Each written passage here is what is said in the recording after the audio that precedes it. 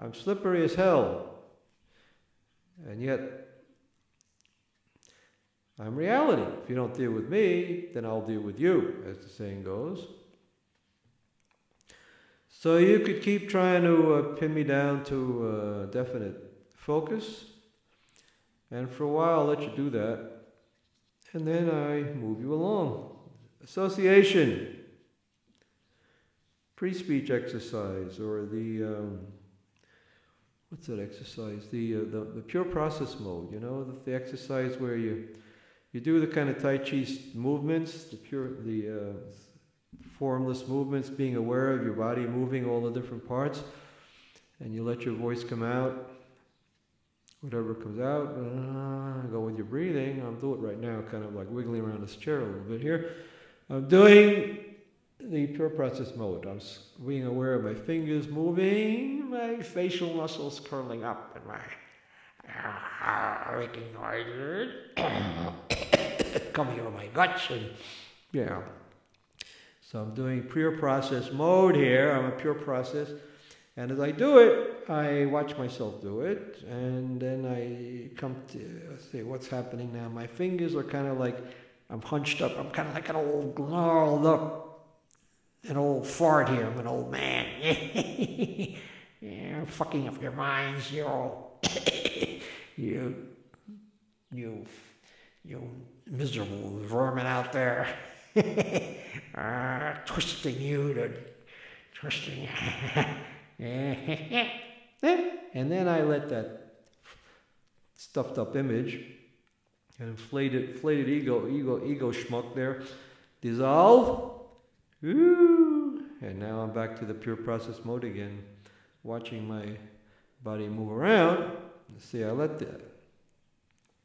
See, it's like the Zen thing. Am I a butterfly dreaming he's a Zen monk, or a Zen monk believe dreaming I'm a butterfly? So am I a gnarled up old fart dreaming I'm doing the pure process mode exercise, or am I the pure process mode exercise fantasizing a gnarled up old fart there? Well, that's the hybrid. That's the hybrid form, you know. The electron and the matter. You know, let's do it again just to see what comes out this time. Here I am.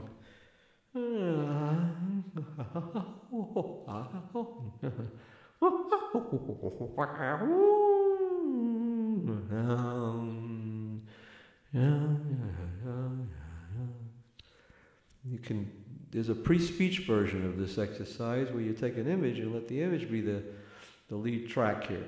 So let's see if I take an image. An image comes to mind of one of those women. I won't tell you which one it is, but if I focus on that image,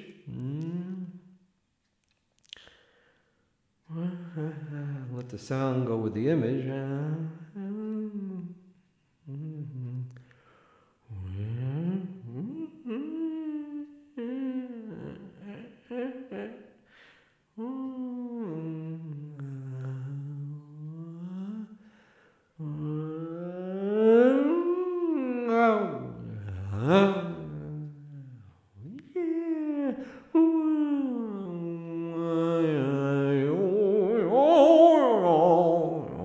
Okay, see, I did it then. What happened was I went through a number of different images there quickly. And so when I got to the sound, the sound became an opera singer.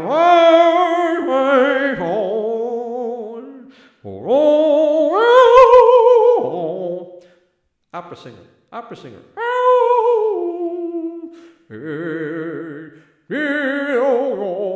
Association. Indiana, 1969. There I am in the opera chorus at Indiana University School of Music. And I have a little part in a little operetta called Johnny Skiki or something like that. And the director says to me, Ross Allen says to me, this is not a show about whatever the character is. In other words, I was stealing the show with my hamming around. He didn't like that at all. I had a one-line part of something to sing, and I made it into a whole masterpiece there. And directly yells out, it's not a show about whatever the guy was. So I had to restrain it. Anyway, so opera singer. You see that? That came out of the void. Anyway, I demonstrated the process of Halach V'Shov, the naming of God as a theater experience, as a meditative process, pure process mode, pre-speech exercise. That's the theatrical form of these things.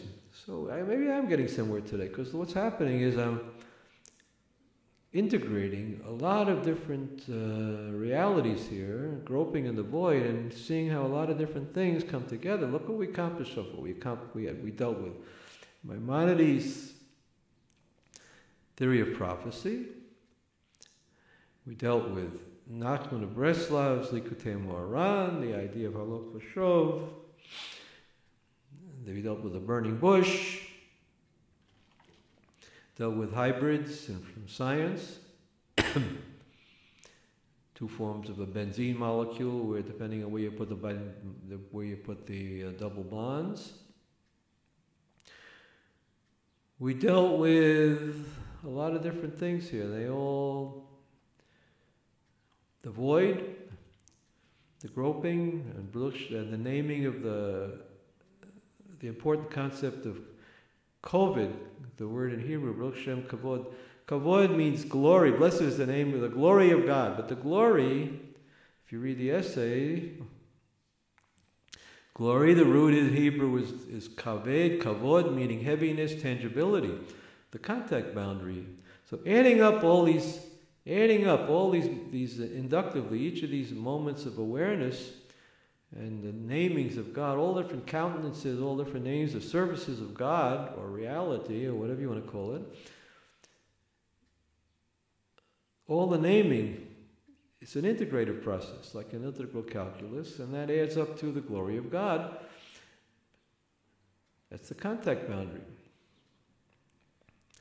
So the glory of God is the infinite horizon that opens up when we actually contact the moments one after the other of our existence and take them seriously, all the different realities of the situation. With the person we're with, if we're with a person, then we need to deal with that person, really deal with them. If a kid says, "Daddy, I'm hungry," got to deal with that kid. If your invalid brother says, "I'm lonely, I want to go somewhere else, live somewhere else," then I need to deal with that. Got to find him another nursing home. These are, I don't got to, but at least I need to try to deal with his needs if I take him seriously and deal with the relationship.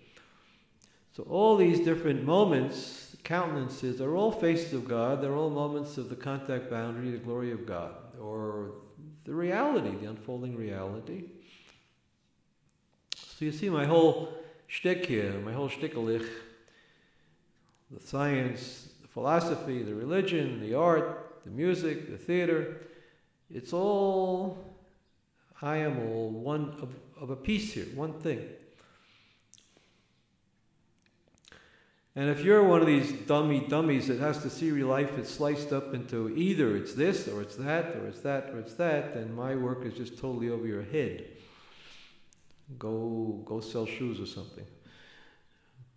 But if you can appreciate the value of this spiritual search and appreciate all different codes that different major thinkers and whatever tradition you're into have formulated these ideas into, like Nachman of Breslav or Maimonides or Jesus, we'd call them the station. Christians call it the stations of the cross, all these different moments of Christ's life. They project the whole thing onto him, but you don't need Christ. You could project it onto your own life. We're the messianic figure. This work today is in the messianic now. So there's some kind of a faith. A life force is going forward here, even if it's just going to the grave, that somehow or other that life is going on.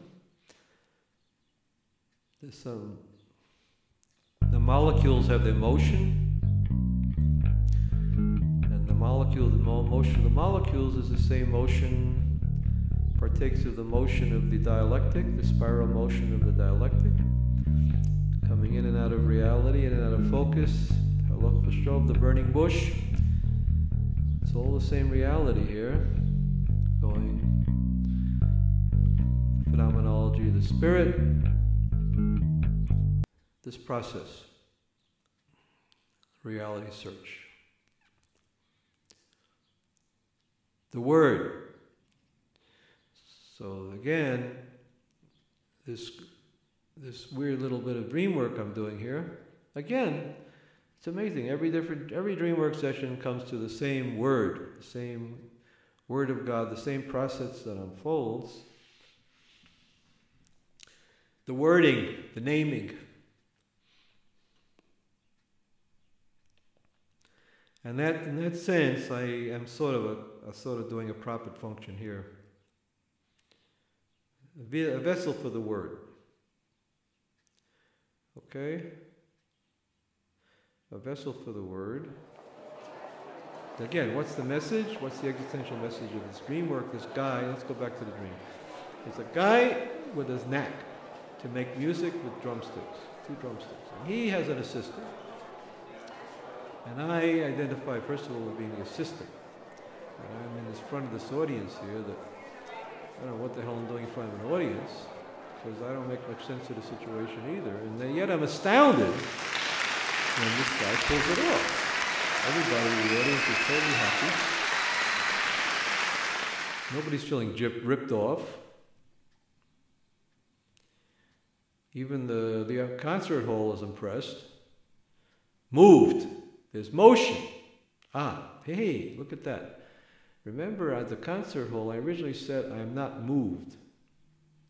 And here, because the movement that was happening was emotional movement. But here, when I'm dealing with existential movement, this unfolding dialectic, which has so many forms when I review my life, and the relationships with people and everything, that kind of emotion, in other words, emotion and motion here are really one thing.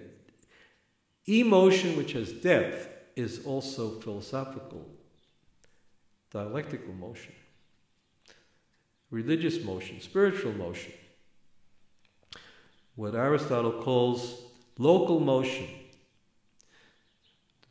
What Aristotle says, and this is what Maimonides quotes in the guide, one of the 26 principles that Maimonides brings in from Aristotle into the guide, the beginning of part 2 of the guide. The idea that motion from point A to point B is not really important motion. What's the important motion in reality is what he calls local motion. What is local motion? It's in one place and it's in a circle. So that's a dialectic, you know? X minus X, Y. Y minus Y, Z. It's always each time go around a circle, from being into non-being, thingness, no thingness, halach v'shov, in and out of focus, pure process mode, thing comes together into a butterfly, now I'm the Zen mode, now I'm a butterfly, back and forth, no things. That dialectic that's always unfolding as a hybrid system where the two sides are always coexisting together.